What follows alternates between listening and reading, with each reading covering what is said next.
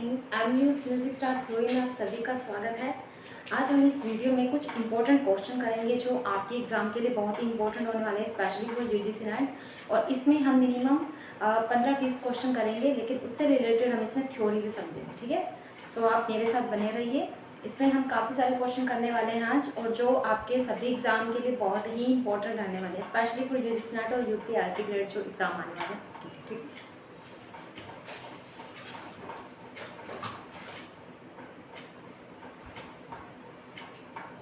सबसे पहले मैं आपको एक ऑप्शन दे रही हूँ। एक क्वेश्चन आ रहा है आपकी स्क्रीन पर, जो कि है कि आपको राग और वादी संवादी स्वरों का मिलान करना है। ये है हमारा पहला क्वेश्चन आपके सामने। एक तरफ मैंने राग दिए भैरव, दूसरी तरफ मैंने दिए मारवा, तीसरी तरफ मैंने दिए पूर्वी, चौथी तरफ मैंने दिए जयजवन, और एक तरफ मैंने दिया है इसके जो वादी संवादी गंधार और निषाद, दूसरी का है ऋषभ और पंचम, तीसरी का है ऋषभ और धैवत, और चौथी का धैर्य। इट्स मीन आपको मैच करना है कि कौन सी राग का कौन सा वादी संवादी। I have not given you options here, but you will find out that which option will be the correct. Please think about it in your mind. Okay, so Bhairav का क्या होना चाहिए आपके हिसाब से? भैरव, मारवा, पूर्वी एंड जयजयंती। यस, सो इसका आंसर जो होगा वो होगा 4, 3, 1 और 2। ठीक है, हाँ, आप सभी जानते हो कि भैरव जो होता है किसका है, वो इसमें क्या होता है, धैवत और ऋषभ जो होता है वो वादी संवादी होता है। इसमें हम राग से रिलेटेड ही इंपॉर्टेंट क्वेश्चन करेंगे। ठीक है, धारे में धारे वादी संवादी होता है। ये भैरव राग की क्वालिटी क्या है कि भैरव राग जो होता है इसमें ठुमरी स्पेशली नहीं गाई जाती, ठुमरी नहीं गाई जाती। इसमें क्या क्या गा सकते हैं हम? इसके अंतर्गत हम क्या क्या गा सकते हैं? तराना गा सकते हैं, ध्रुपद गा सकते हैं, छोटा ख्याल। ओके, छोटा ख्याल गाया जा सकता है इसमें, बड़ा ख्याल यू कैन ऑल्सो सिंग, बड़ा ख्याल भी आप गा सकते हो इसमें। तो ये काफी सारे जो गायकी होती है वो सारी हम इसमें गा सकते हैं, लेकिन हम इसमें क्या नहीं गा सकते, इसमें हम ठुमरी नहीं गा सकते। और भैरव से क्या क्वेश्चन आते हैं कि भैरव में जो गंधार होता है वो कैसा होता है? वक्र होता है। भैरव में गंधार जो होता है वो वक्र होता है। ठीक है, और इसमें एक क्वेश्चन ये बनता है कि भैरव राग जो है, ये जो प्राचीन काल में जो चारों मत थे उसमें क्या था, ये एक प्रमुख राग था। क्या? प्राचीन कालीन चारों जो मत थे उसमें कौन सा प्रमुख राग था? भैरव, चारों मत में से। ठीक है, ये जो राग था भैरव प्राचीन कालीन चारों मतों में से था। ये क्या है? प्रातःकालीन संधि प्रकाश राग है, प्रातःकालीन संधि प्रकाश राग। और इसका समय जो आता है 4 to 7 आता है, बिकॉज वी नो ये किस में आएगा? उत्तरांग प्रधान राग है। अभी क्या है, कुछ लोग बहुत ज्यादा कंफ्यूज होते हैं, व्हाट इज पूर्वांग, व्हाट इज उत्तरांग। तो आपको मैं एक बात बता दूं, आपको क्या करना है, 4 ऑप्शन लेने, सा रे ग म पा ध नी सा। ओके, ये चारों और ये चारों, what is this? This is पूर्वांग। यानी कि जिस राग में गंधार आपको वादी दिख रहा है, व्हाट इज दैट? ये एक पूर्वांग राग हो जाएगा। जैसे कि यमन, यमन कैसा राग हो जाएगा? पूर्वांग हो जाएगा। अभी देखिए पूर्वांग और उत्तरांग क्या है। ठीक है, पूर्वांग जो होता है कि इट्स मीन जिसकी टाइम जो होती है दिन के 12 बजे से लेकर रात के 12 बजे तक होती है। अब यहाँ पे सभी पता है कंफ्यूज होते हैं, दिन के 12 बजे वो कैसे मेंशन करते हैं कि हाँ भाई, क्योंकि रात के जब 12 बजते हैं तो हमारा दिन ही निकलने वाला होता है, तो वो लोग उसको काउंट करते हैं। So please no, don't do this mistake. ये ऐसी गलती मत करना कि आपको वो दिन के अकॉर्डिंग आप कर रहे हो। मतलब जो दिन होता है ना, जिसको हम दोपहर बोलते हैं, उस टाइमिंग को आप पूर्वांग बोलोगे। ठीक है, दोपहर जो हो रही होती है उस टाइम पे 12 बजे के बाद जो टाइम स्टार्ट होता है और रात के 12 बजे तक चलता है वो पूर्वांग होता है। और उत्तरांग क्या होता है? उत्तरांग वो होता है जो रात के 12 बजे से, जो रात के 12 बजे से लेकर दिन के 12 बजे तक चलता है, 12 बजे तक। यानी कि भैरव का टाइमिंग जो होता है 4 to 7 होता है, इट्स मीन मॉर्निंग का होता है। और 4 to 7 में अगर आप देखोगे दैट जस्ट अ डार्कनेस। 4 बजे क्या होता है? जस्ट अंधेरा सा होता है ना, डार्कनेस सी होती है वहां पे 4 बजे करीब जब आप टाइम देखोगे। तो हम कह सकते हैं 42, और उसका क्या है? वादी क्या है? धैवत होता है। तो हम कह सकते हैं 4 to 7 का जो टाइम है, इट्स मीन वो क्या है? उत्तरांग प्रधान होगा। यहाँ पे आप गलती मत करना। और पूर्वांग के क्वेश्चन क्या बनेगा कि ये आश्रय राग भी है। अब ये कुछ लोग पूछेंगे मैम ये आश्रय क्या होता है और जन्य क्या होता है, तो मैं आपको ये भी बता देती हूँ। देखो आश्रय राग क्या होगा, इट्स मीन क्योंकि ये अपने थाट से निकल कर आया भैरव। भैरव आप सभी जानते हैं भैरव जो होती है वो थाट ही होता है और वो राग भी होती है, ठीक है। भैरव जो है वो थाट से निकल कर आया है, इट्स मीन वो आश्रय राग है। अब इस भैरव थाट से, इसी भैरव थाट से क्या होगा, इसी भैरव थाट से जो जो राग बनेंगे वो क्या होंगे, जन्य होंगे। मतलब भैरव ने उन्हें जन्म दिया है, इट्स मीन आप ऐसे बोल सकते हो भैरव ने उन्हें क्या किया, जन्म दिया। आश्रय थाट हमारे आश्रय राग हम कितने मानेंगे, 10 मानेंगे। क्यों मानेंगे, अगर ये क्वेश्चन आ भी जाता आश्रय राग कितने माने गए हैं तो मैं आपको बता दूं 10 ही होते हैं, because we know very well that भी 10 होते हैं, तो आश्रय राग भी हमारे 10 होंगे। तो अभी ये क्वेश्चन जैसे मैंने आपसे पूछा, इनमें से कौन सा आश्रय राग नहीं है, ठीक है। मैंने आपसे क्वेश्चन पूछा इसमें से कौन सा आश्रय राग नहीं है। I am giving you option here, पूर्वी, मारवा, तोड़ी या मालकंस, ठीक है। तो ये क्या है, इनमें से कौन सा आश्रय राग नहीं है आपको ये बताना है। अभी मैंने आपको ये बताया आश्रय राग वो होते हैं जो अपने ही थाट से निकल कर आए हैं। हम कह सकते हैं कि पूर्वी अपने थाट से निकल कर आया है, मारवा भी अपने थाट से निकल कर आया है, भैरव भी अपने थाट से निकल कर आया, और क्या निकल कर आया हमारे, ये तोड़ी, हाँ तोड़ी भी अपने थाट से निकल कर आया। लेकिन जो मालकंस है ये जन्य राग बोला जाएगा। अब यहाँ पे क्वेश्चन ये बन सकता है इसमें से कौन सा आश्रय राग नहीं है, तो मालकंस नहीं है, ठीक है। अब मैंने इसमें आपको क्वेश्चन चेंज कर दिया, मैंने इसमें से पूछ लिया इनमें से कौन सा जन्य राग नहीं है, सॉरी जन्य राग है। मैंने आपसे क्वेश्चन पूछा इनमें से कौन सा जन्य राग है। आपको पता है मालकोस जो है ये किससे निकल कर आया, भैरवी थाट से, है ना। Chandrakauns and Malkauns both are belongs to Bhairavi thaat. So हम कह सकते हैं कि ये जन्य राग, ये वाला जन्य राग है क्योंकि ये मालकोस से बना है, ये जन्य होगा, आश्रय नहीं होगा। आश्रय वो होता है जो अपने ही थाट के नाम से जाना जाता है, ठीक है। समझ में आया। और अब देखो भैरव में क्वेश्चन क्या बनेगा, भैरव में क्वेश्चन ये बनेगा इसमें कौन कौन से स्वर आंदोलित किए जाते हैं, ऋषभ और धैवत। मतलब कि जब तक आप ऋषभ और धैवत को आंदोलित नहीं करोगे तब तक ये राग जो है अच्छा नहीं माना जाएगा। सीधा सीधा आप ऋषभ लोगे इसमें तो ये क्या होगा, गलत हो जाएगा, ठीक है। अब मैंने आपसे एक क्वेश्चन पूछा, कि मारवा राग मतलब कि भैरव राग में अगर हम माँ शुद्ध की जगह माँ तीव्र कर दें तो कौन सा राग बनेगा, बताइए। भैरव राग में अगर हम माँ शुद्ध की जगह माँ तीव्र कर दें तो कौन सा राग बनेगा।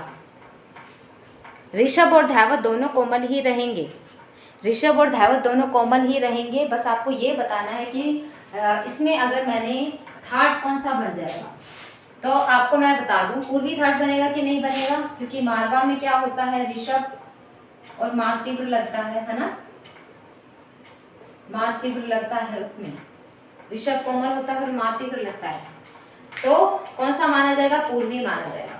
और अगर मैंने आपसे एक क्वेश्चन पूछा कि अगर भैरव में हम सभी स्वरों को शुद्ध कर दें तो कौन सा राग बन जाएगा, दैट इज बिलावल बनेगा ना, बिलावल, क्योंकि इसमें सभी, अगर ऋषभ और धैवत को मैंने आपसे पूछा अगर राग भैरव में मैंने ऋषभ और धैवत को शुद्ध कर दें तो कौन सा राग बनेगा, बिलावल बनेगा ना बिलावल।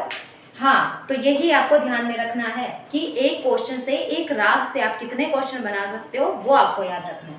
अगर मैं इसकी आपसे जाति पूछूं तो क्या आती है, संपूर्ण आती है, संपूर्ण 7 इट्स मीन 7, ठीक है, संपूर्ण आती है।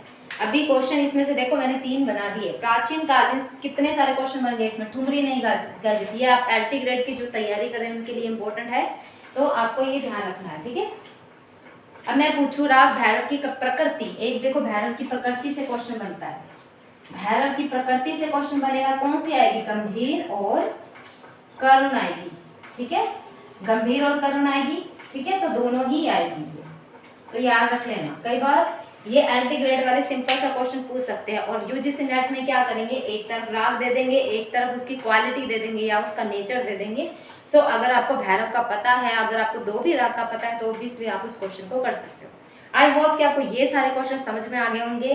और अगर आपको क्वेश्चन का तरीका अच्छा लगा है तो आप हमारे कोर्स परचेज कर सकते हो, जिसमें आपको सारी ये क्वेश्चंस मिलेंगे, हर राग से रिलेटेड इंपॉर्टेंट फैक्ट आपको बताए जाएंगे उसमें। पीडीएफ अगर आज आपने मेरी देखी है जो मैंने उसमें ग्रुप में डाली है, तो आप वहाँ जाके भी चेक कर सकते हो, वहाँ पर क्वेश्चन की स्ट्रैटेजी दी हमने। ठीक है,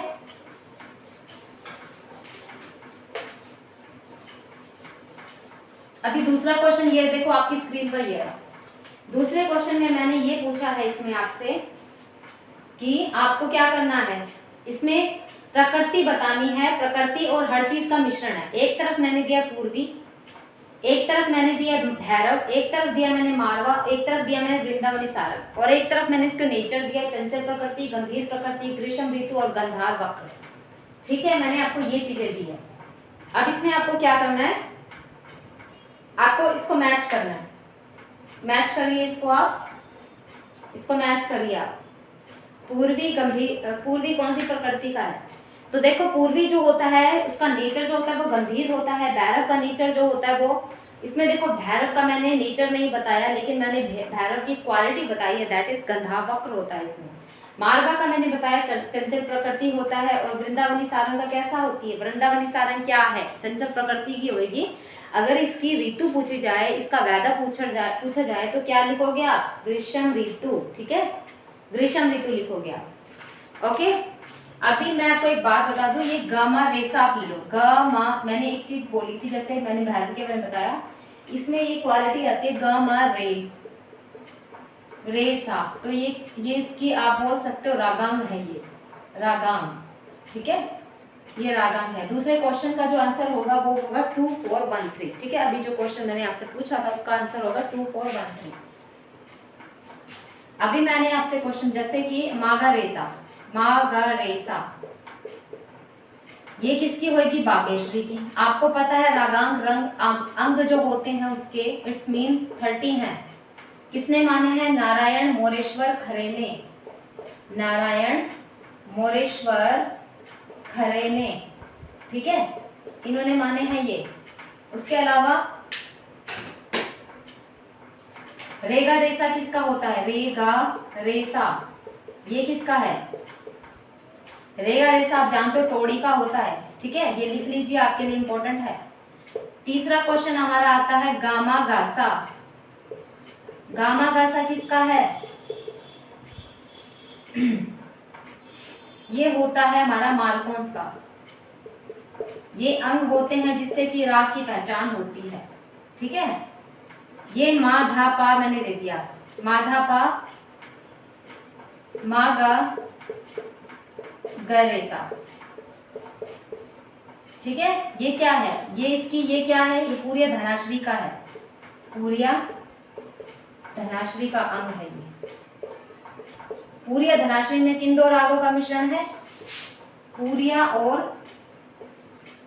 धनाश्री। ठीक है,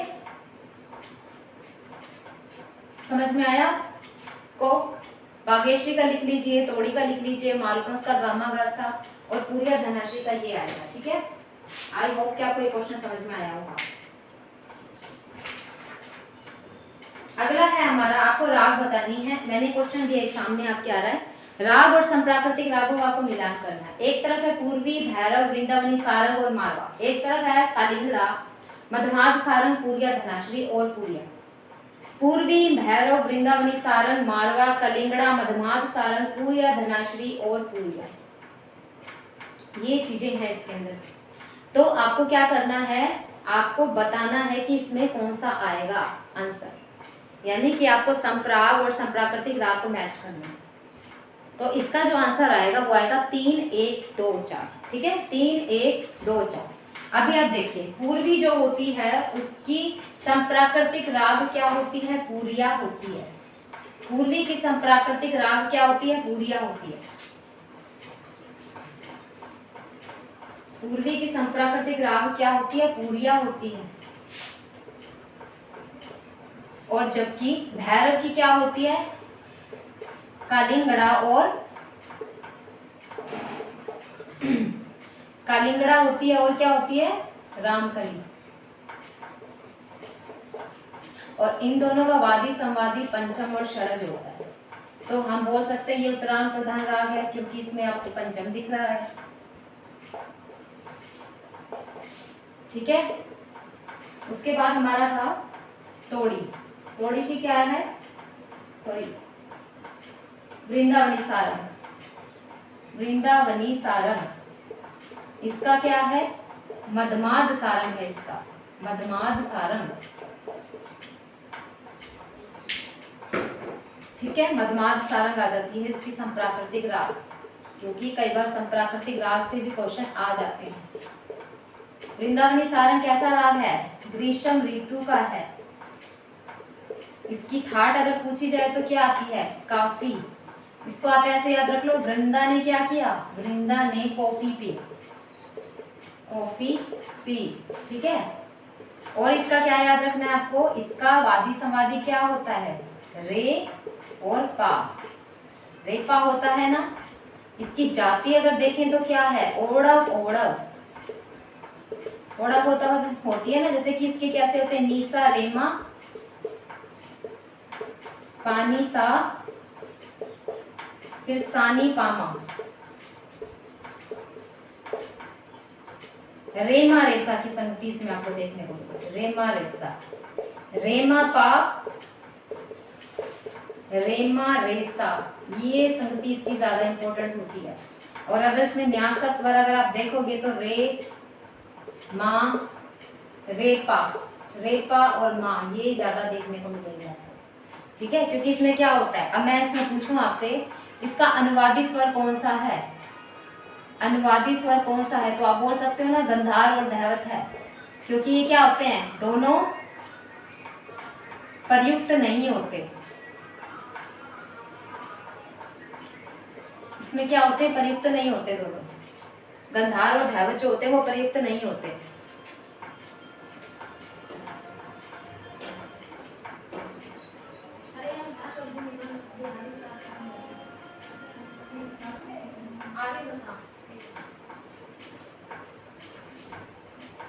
ठीक है, प्रयुक्त नहीं होते इसमें, सॉरी फॉर दिस सब्जेक्ट। तो हम बोल सकते हैं इसमें अनुवादी स्वर है। विवादी स्वर कौन से माने जाते हैं, जैसे कि मैंने आपको बोला, अब मैंने इसमें आपसे क्वेश्चन पूछा कि वृंदावनी सारंग में विवादी स्वर कौन सा है, यानी कि आपको पता है नीसा रेमा पानीसा होता है। अगर गलती से आपने इसको गद्धार को टच कर दिया तो ये क्या है, ये विवादी स्वर हो जाएगा, होगा कि नहीं होगा, हो जाएगा ना, क्योंकि आपने इसको गंधार को टच कर दिया।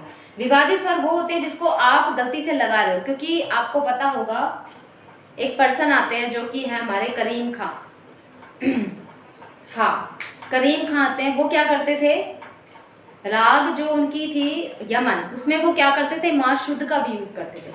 आप सभी को पता है माँ शुद्ध है वो विवादी होता है, लेकिन जरूरी नहीं है कि जो विवादी स्वर होते हैं वो हमेशा बुरे के लिए हो। कई बार वो होता है कि विवादी स्वर लगाने से सुर और अच्छा हो जाता है। ठीक है, उनका ये था, करीम खां जो थे वो विवादी स्वर को यूज करते थे। और आपको पता होगा उनकी जो राग आती है भूपाली, भूपाली में भी आपको पता है, भूपाली जो होती है उसमें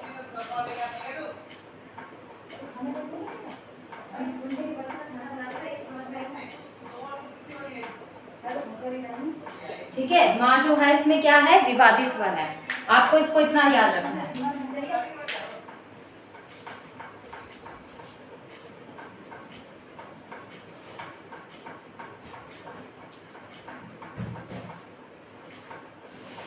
विवादी स्वर आता है इसमें, मान लक्षण जो होता है। ठीक है, और काफी होता है। इसकी क्या है जाति, ओड़व, ओड़व है।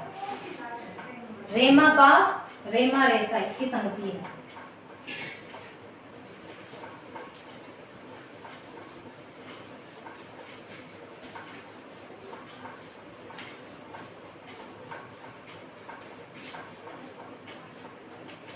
अगला क्वेश्चन है हमारे सामने, अगला क्वेश्चन है आपके सामने ये रहा। देखो इसमें आपको बताना है क्या है।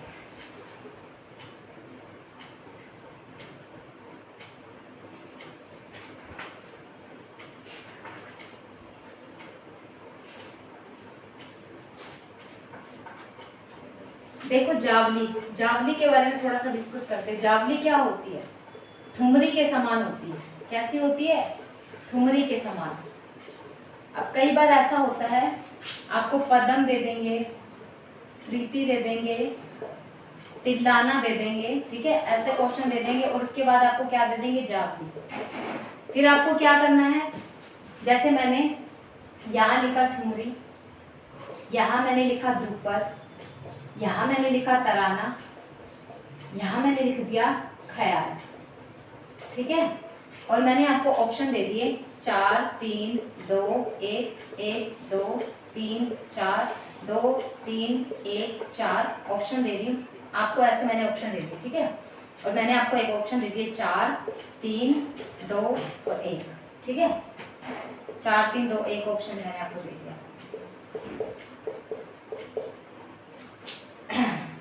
आपको ऑप्शन दे दिए मैंने। अब आपको क्या करना है? इसको मैच करना है।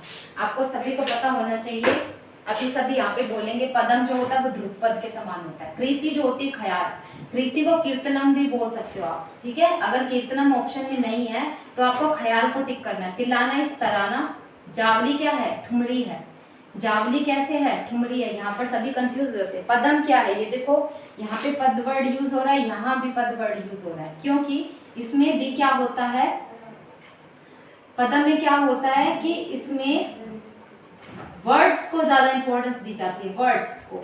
जैसे कि ध्रुपद में क्या होता है? ध्रुपद में जैसे हम लयकारी करते हैं ना, दुगुन कर दी, तिगुन कर दी, चौगुन कर दी, ये सब करते हैं हम, लयकारी करते हैं, दुगुन तिगुन चौगुन, ठीक है। दुगुन तिगुन चौगुन करते हैं। लेकिन पदम में क्या होता है कि एक सीधे सीधे सीक्वेंस में आपको चलना होता है। पदम में आप लयकारी नहीं कर सकते। पदम में क्या नहीं कर सकते? आप लयकारी नहीं करोगे, ठीक है। लेकिन इसके जो बोल होते हैं वो कैसे होते हैं? भक्ति भाव के होते हैं। भक्ति के बोल होते हैं इसमें, किसमें? पदम में। और ये कौन सी लय में चलता है? विलंबित लय में, ठीक है। क्योंकि पदम जो होता है विलंबित लय में चलता है, ध्रुपद के समान है। लेकिन इसमें क्या है? ध्रुपद में हम लयकारी करते हैं, इसमें हम लयकारी नहीं करेंगे। ये आपको याद रखना, क्योंकि भक्ति भाव के वर्ड्स यूज होते हैं इसमें, दैट्स व्हाई इन्होंने इसके साथ इसको कंपेयर किया है। कृति है, कृति को ख्याल की तरह बोला जाता है क्योंकि इसमें लय तीनों ही चलती है, विलंबित। वैसे तो ज्यादा इसमें द्रुत और मध्य चलती है, ठीक है, द्रुत और मध्य चलती है, क्योंकि छोटा ख्याल जो होता है वो मध्य लय में और द्रुत लय में ज्यादा गाया जाता है, तो इसलिए ख्याल से कंपैरिजन कर दिया। तिल्लाना जो है वो तराने से कनेक्ट हुआ है, ठीक है। तिल्लाना जो है वो तराने से कनेक्ट हुआ है। और जावली है, इसमें ठुमरी की बात हो रही है। जावली क्या है? ठुमरी की बात कर रहे हैं इसमें।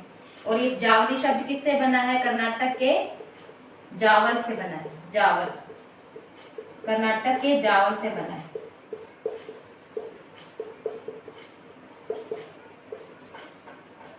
और इसमें क्या है? 8 मात्रा की आदि ताल होती है, आदि ताल होती है। और 6 मात्रा की क्या होती है? रूपक ताल होती है। 8 मात्रा की आदि ताल और 6 मात्रा की रूपक ताल इसमें यूज होती है।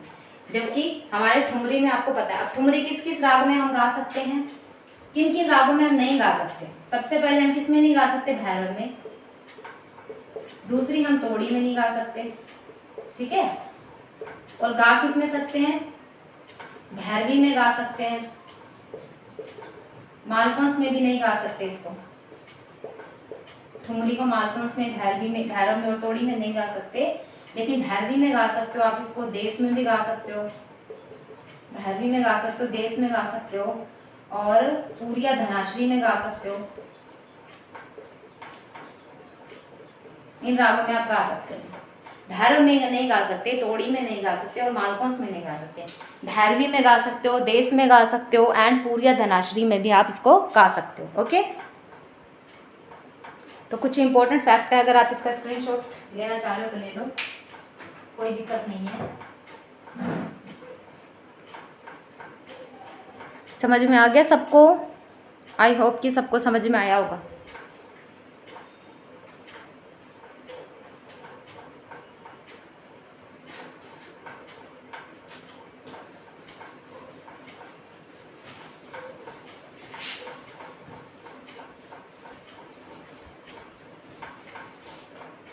अब मैंने आपको एक क्वेश्चन दिया जैसे कि कर्नाटक संगीत की कर्नाटक संगीत की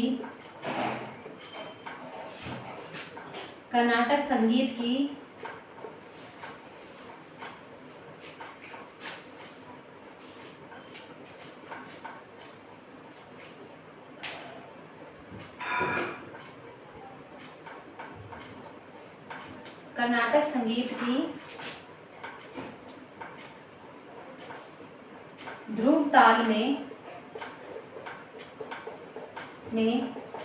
तिस्र जाति की कितनी मात्राएं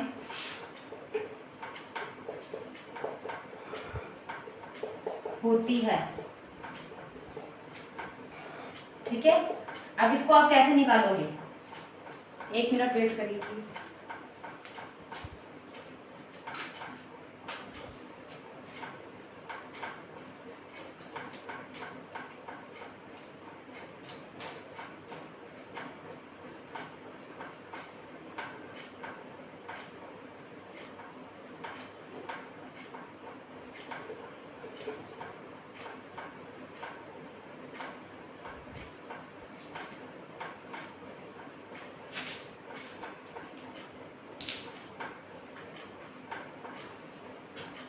ठीक है, आप देखो त्रिपुट ताल का सबसे पहले आपको साइन पता होना चाहिए क्या होता है। त्रिपुट ताल का साइन आपको पता है ना,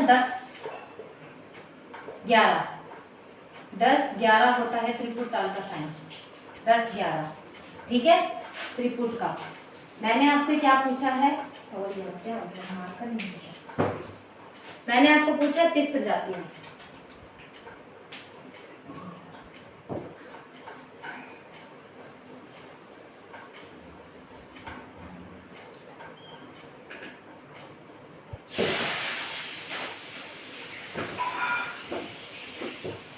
मैंने आपसे पूछा है तिस्र में। तिस्र में आप जानते हो 3 मात्रा होती है। अब मैंने क्या लिया 10-11। आपको पता होना चाहिए एक का साइन चेंज होता है क्योंकि ये क्या है, ये लघु है दक्षिणी संगीत का, और लघु का जो साइन होता है वो ताल के अकॉर्डिंग क्या होता रहता है, ताल के अकॉर्डिंग क्या होता रहता है, चेंज होता रहता है।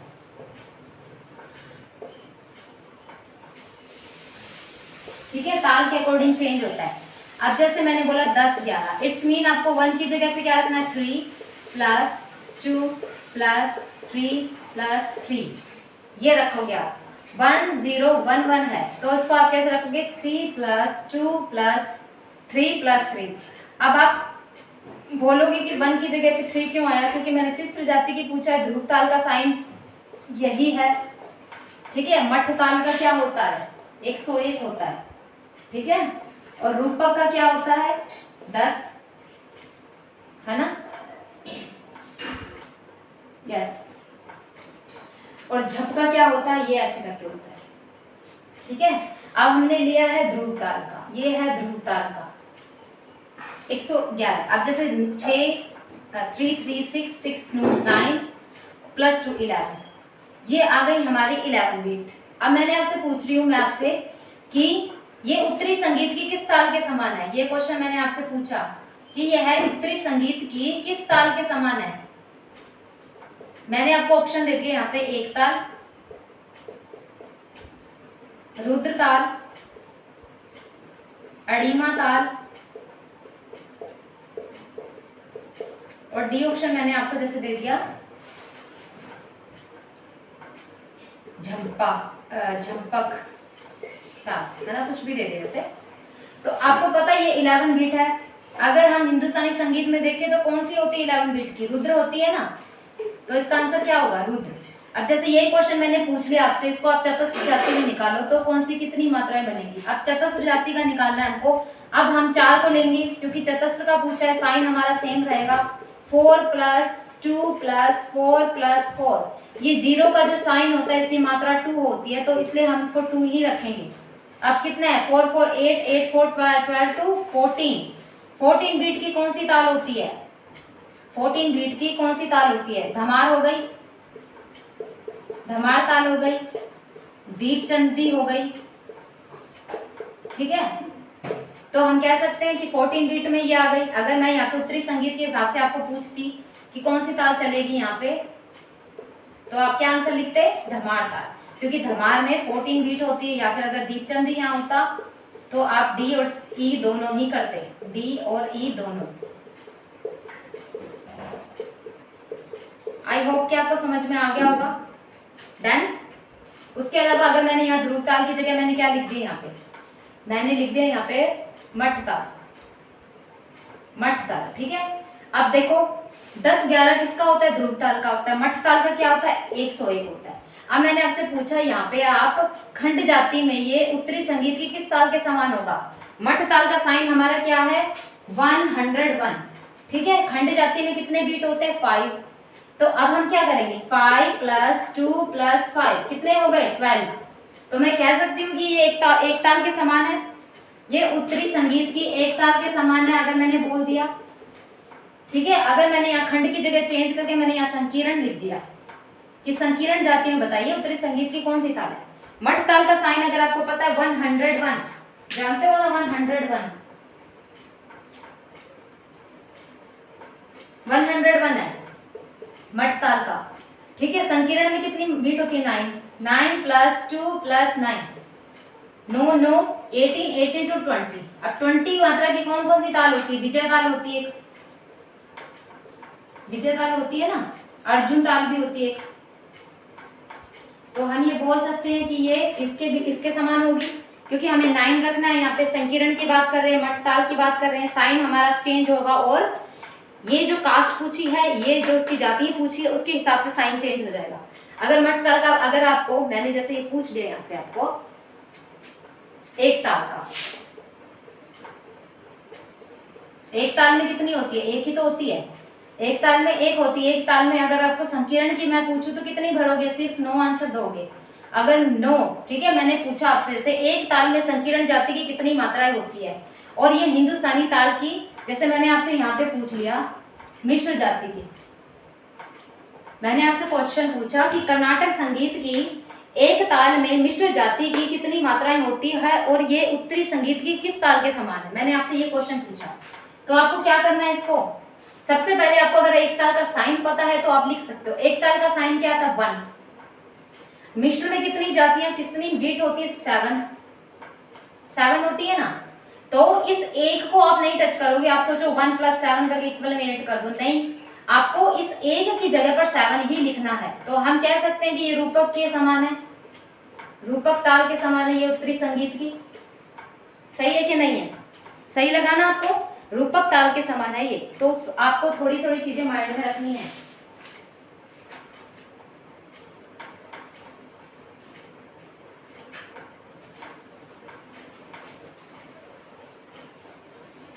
इसको ऐसे ही क्वेश्चन बनेंगे, ऐसे ही क्वेश्चन घुमा फिरा के दिए जाते हैं, जिसमें क्या है कि हमें आते हुए भी हम भूल जाते हैं। अब जैसे मैंने आपसे क्वेश्चन पूछा कि भरत की सारना पद्धति में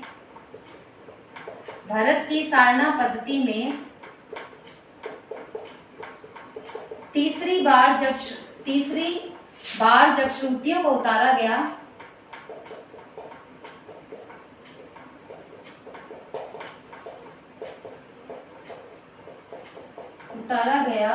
तो कितने स्वरों की प्राप्ति हुई?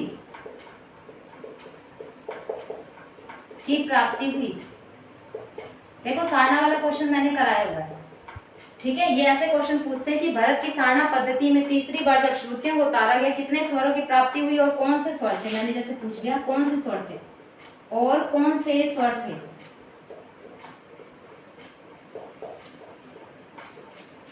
तो देखो मैंने जब ये सारना वाला आपको टॉपिक कराया था, इसमें क्या था? पहली बार में हमें क्या मिला? प्रमाण श्रुति। क्यों मिला?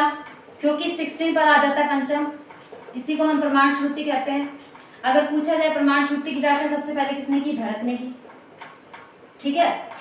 16 पर आ गया पंचम हमारा जो है। तीसरी बार मैंने पूछा जब श्रुतियों की उतारा गया तो कितने स्वरों की प्राप्ति हुई, यानी कि जब हम पहली बार श्रुति को उतारते हैं, सारना को उतारते हैं, तो हमें सिर्फ प्रमाण श्रुति ही मिलता है, इसमें हमें पंचम मिलता है। दूसरी बार जब हम स्वरों को उतारते हैं हमें क्या मिलता है? गंधार और निषाद।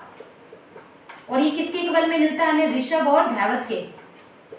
यानी कि ये गंधार जो अचल वीणा के हैं, सॉरी चल वीणा के हैं जो गंधार और निषाद, ये अचल वीणा के ऋषभ और धैवत से मैच होते हैं। ठीक है। और गंधार और निषाद की अगर श्रुतियां पूछी जाए तो टोटल 4 आती हैं, 2-2 करें तो हम। अगर मैं इसका आपसे वो पूछूं, इसकी रस कौन सा है इसमें, करुण होता है कि नहीं होता? यस। अगर तीसरी बार का पूछा है इन्होंने, मैंने आपको पहली बार का बता दिया, सॉरी। इसमें हमें ऋषभ और धैवत मिला था, ऋषभ और धैवत मिला था। किसके अकॉर्डिंग मिला था हमें? षडज और पंचम के अकॉर्डिंग मिला था, क्योंकि अचल वीणा का षडज और पंचम था वो ऋषभ और धैवत से मैच हो रहा था। अगर हम श्रुतियों की बात करें, हमें कितनी मिली थी? 3। तो टोटल अगर श्रुतियां पूछी जाए तो 6 मिली थी हमें। पहली बार जब हमने सारना को उतारा था तो हमें क्या मिला था? गंधार और निषाद। पहली बार में हमें कुछ नहीं मिला, जिस प्रमाण श्रुति। दूसरी बार जब उतारा तो क्या मिला हमें? गंधार और निषाद। किसके इक्वल में मिला था? ऋषभ और धैवत के। तीसरी बार जब उतारा तो ऋषभ और धैवत मिला। किसके इक्वल मिला था? षडज और पंचम के। चौथी बार जब सारना को उतारा तो क्या मिला हमें? सा, मा और पंचम। ये किसके अकॉर्डिंग में मिला था हमें? नी, गा और धैवत के अकॉर्डिंग। ऐसे क्वेश्चन पूछते हैं, तो आपको इसको ध्यान में रखना है। ये कैसे निकलेगा, ये पूछ लेते हैं कि कौन सी श्रुति पर निकला, क्योंकि पहली बार जब सारना को उतारते हैं तो पंचम किस पे आ जाता है? 16 पर आता है। ठीक है। पंचम चेंज हुआ तो सारे स्वर चेंज हुए होंगे, यानी कि षडज तीसरी पर आ गया पहली बार में, है ना। और दूसरी बारी में क्या होगा? षडज दूसरी पे आ जाएगा, षडज आ जाएगा ना दूसरी पे। दूसरी बार जब हम सारना को उतारेंगे तो षडज दूसरी पे आ जाएगा, षडज सेकंड पे आ जाएगा, और जो ऋषभ है वो किस पे आ जाएगा? आपको पता है वो 7 पे होता है, तो वो 5वीं पर आ जाएगा, क्योंकि दूसरी बार उतार रहे हैं ना, 5वीं पर आ जाएगा। इस टाइप के क्वेश्चन पूछे जाते हैं, तो आपको इसको थोड़ा सा माइंड में रखना है।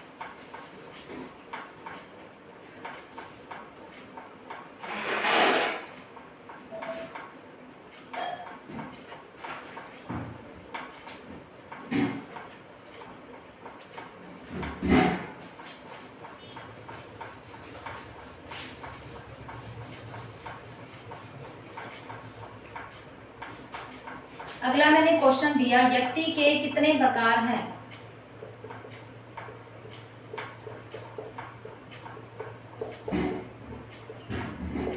4, 3, 2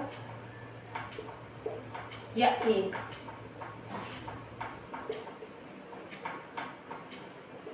ठीक है। इसका आंसर क्या आएगा? 3, क्योंकि 5 भी आ जाती है, कई बार 5 भी पूछी जाती है। कौन कौन सी आती है? समा, स्त्रोतोगता, गोपुच्छा, पिपलिका, और 5th पर कौन सी आएगी? मृदंगा। अब मैं आपसे पूछूं, समा का क्या है रूल? समा का रूल क्या है? समा में क्या होता है? यति के कितने प्रकार होते हैं? वैसे तो 3 ही माने जाते हैं, लेकिन कई बार क्वेश्चन में 5 भी आ जाता है, तो 5 पर टिक कर सकते हो आप। वैसे मुख्य 3 माने गए हैं, क्योंकि शारंगदेव जो थे उन्होंने 3 ही माने इसको। शारंगदेव जी ने 3 ही माने हैं, ज्यादा नहीं माने हैं।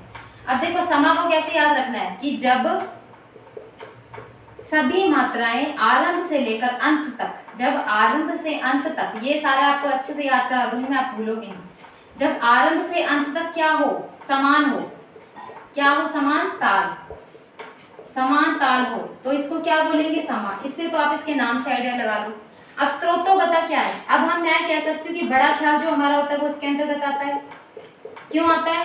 क्योंकि आपको पता है इसमें क्या होता है, सबसे पहले विलंबित लय चलती है, उसके बाद क्या होता है? मध्य लय हो जाती है, लास्ट में क्या होता है? द्रुत लय।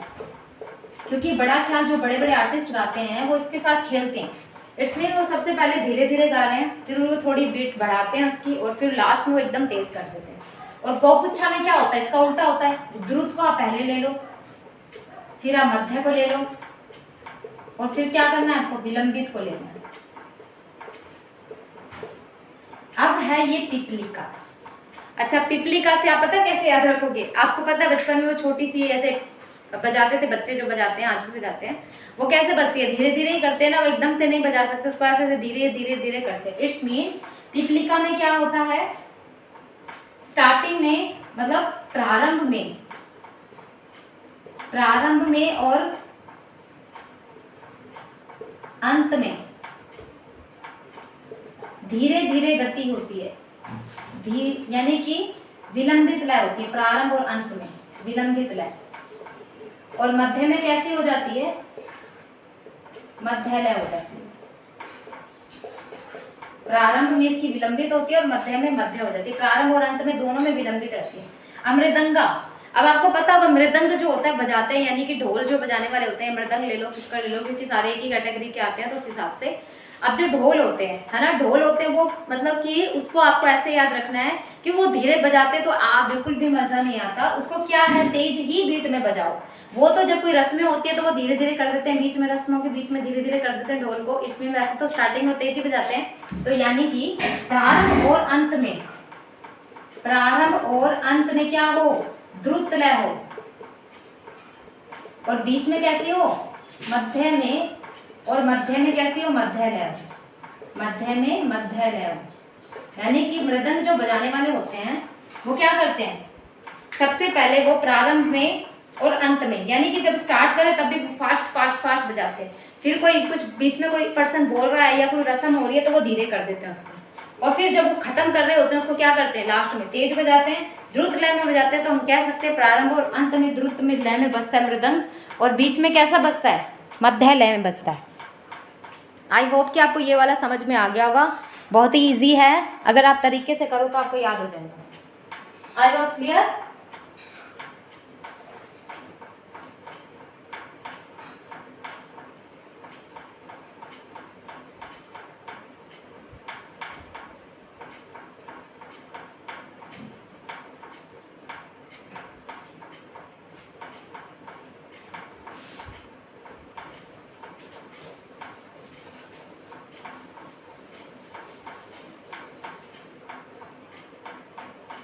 अगला क्वेश्चन है हमारा, सशब्द क्रिया के कितने प्रकार हैं, कितने प्रकार हैं, 4, 3, 2 या 1। आपको पता है 4 प्रकार की होती हैं, कौन कौन सी, ध्रुवा, दूसरी क्या है, शम्या, ध्रुवा शम्या, है ना, आपको पता है ध्रुवा शम्या, ताल, और चौथी कौन सी आती है, सन्निपात। अब ध्रुवा क्या होता है, इट्स मीन इसमें क्या करते हैं, जस्ट वी यूज द चुटकी का यूज करते हैं, इसमें क्या करते हैं, हम चुटकी का यूज करते हैं, क्योंकि कई बार ऐसे आपको मैच करने को दे देंगे, कई बार आपसे क्वेश्चन ये भी पूछ लेंगे इनमें से कौन सी निशब्द क्रिया नहीं है, तो ये तो सारी शब्द है, इसकी जगह आपको अगर आवाप दे दे तो आप आवाप पे क्लिक कर देना, क्योंकि ये निशब्द है। सन्निपात, ये चारों आप याद रख लीजिए, सशब्द है। ध्रुवा, कौन कौन सी आ गई, 4, ध्रुवा, शम्या, ताल और सन्निपात। ध्रुवा में क्या होता है, चुटकी बजाई जाती है, ध्रुवा में क्या होता है, चुटकी बजाई जाती है, और शम्या में क्या होता है, दाएं हाथ से आघात किया जाता है। इट्स मीन जैसे मैं, ये मेरा हैंड है, ये मेरा दाएं हैंड है, जस्ट आई एम यूजिंग, तो ये क्या कर रही हूँ मैं, दाएं हाथ से आघात कर रही हूँ, इस पर बीट कर रही हूँ। ये किसके लिए है, ये याद रखना, बीट देने के लिए। जब अलग अलग स्टाइल से लोग, जैसे हम गाने गाते समय यूज चुटकी का यूज करते हैं ना, तो इसको हम क्या बोलेंगे, ये ध्रुवा है, ये यूजिंग ध्रुवा। और शम्या को कैसे कर रहे हैं, दाएं हाथ से ऐसे से बीट दे रहे हैं, तो ये शम्या हो गई। ताल में क्या करेंगे, हम बाएं हाथ को उठाते हैं ऐसे ऐसे करके, और सन्निपात में हम दोनों को, ये सन्निपात है, यानी जब दोनों हाथों से आघात होता है। सन्निपात में क्या होता है, दोनों हाथों से आघात होता है।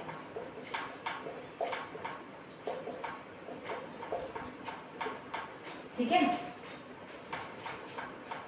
और ताल में बाएं हाथ का आघात करते हैं, हाथ का आघात करके क्या किया जाता है, ऊपर उठाया जाता है। अब याद रख लो, ध्रुवा का अगर आप भूलते तो आप एक याद रख लो कि there is a boy his name is Dhruv, और आप उसको कह रहे हो ध्रुव चुटकी बजाओ। ओके, शम्या में क्या करना है, दाएं हाथ को, शम्या, सौम्या, शम्या कोई पर्सन का नाम ले लो, सौम्या, दाएं हाथ से आघात करो। So you will give the beat, दाएं हाथ का यूज करना है। ताल में क्या है, बाएं हाथ को ऊपर आघात करके ऊपर उठाना है, like this. And sannipat when you are using both hands, ठीक है, जब आप दोनों हाथों का यूज कर रहे हो तो ये क्या होगा हमारा, इसको हम सन्निपात बोलेंगे। आई होप कि आपको इतना समझ में आ रहा है।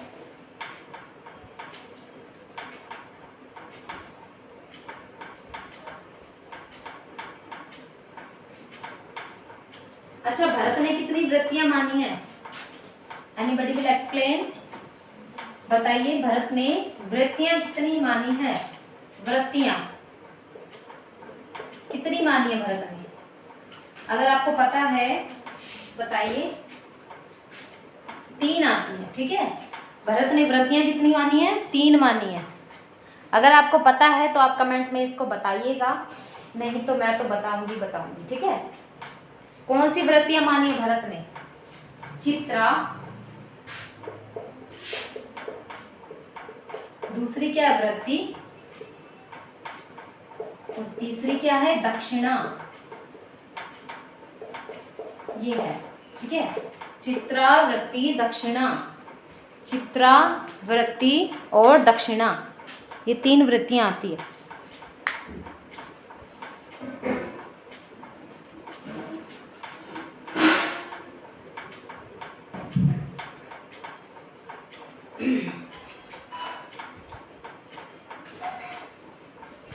किस घराने को ग्वालियर घराने के रूप में भी जाना जाता है,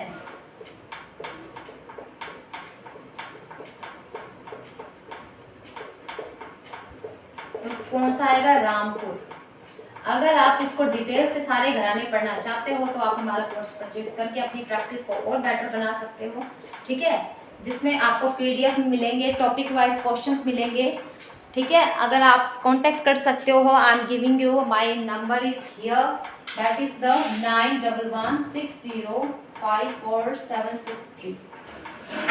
आप मेरा ये नंबर ले सकते हो, आप किसी और को फॉरवर्ड कर सकते हो जो भी इस कोर्स को लेना चाहता है, ठीक है। इसमें पूरा डिटेल से तो मैं आपको उसी में पढ़ाऊंगी अगर आप कोर्स ढंग से लेते हो तो।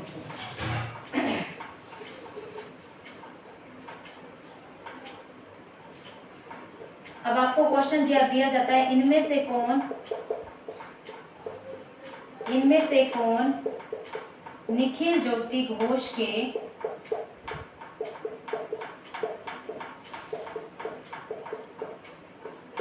गुरु नहीं है। I am giving you option here, first one is here Ahmed Jan Thirakwa, दूसरा ऑप्शन है यहाँ पे अमीर हुसैन खान, तीसरा ऑप्शन है यहाँ पर गुरु ज्ञान प्रकाश घोष, और चौथा ऑप्शन है यहाँ पर फिरोज फरमजी। तो इसका जो आंसर आए, और एक ऑप्शन है बड़े गुलाम अली, इसका जो आंसर आएगा बड़े गुलाम अली, यानी कि निखिल ज्योति घोष के गुरु कौन कौन आते हैं, अहमद जान थिरकवा, ठीक है, और निखिल ज्योति घोष जो है इनको दादा के नाम से जाना जाता है, किसके नाम से जाना जाता है, दादा के, ठीक है। अहमद जान थिरकवा नादिन दिन्ना के बादशाह, सॉरी नादिन दिन्ना के बादशाह, अब अनोखे लाला अहमद जान थिरकवा को, ठीक है। गुरु ज्ञान प्रकाश घोष, फिरोज फरमजी। निखिल ज्योति का, अब मैं क्वेश्चन पूछूं, निखिल ज्योति घोष का संबंध किससे है, किससे बिलोंग करते हैं, ये आपको पता होगा, तबला, निखिल ज्योति घोष है तबले से बिलोंग करते हैं, तबला वादक है। इनको कौन सी उपाधि मिली हुई है, दादा की, ठीक है, इनको दादा की उपाधि से जाना जाता है। बड़े गुलाम अली है, बड़े गुलाम अली का क्या है, ये आप मुझे कमेंट में बताओ कि बड़े गुलाम अली को क्या बोलते हैं, ठीक है, बताइए बड़े गुलाम अली को क्या बोलते हैं। आई होप कि आपको ये क्लास पसंद आई होगी, थैंक यू सो मच, ठीक है, time is getting over, okay bye bye.